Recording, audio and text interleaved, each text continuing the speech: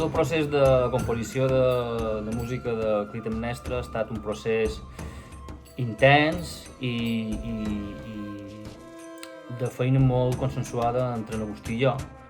I vàrem establir tres estadis a nivell musical. Un estadi molt ancestral, utilitzant molt d'element de percussió per tota la part més èpica i mitològica de la història. Un segon estadi que seria un estadi molt més sensitiu, fràgil, subtil i emotiu per tot el trasfons del drama que està visquent la protagonista, en la Clitemnestra.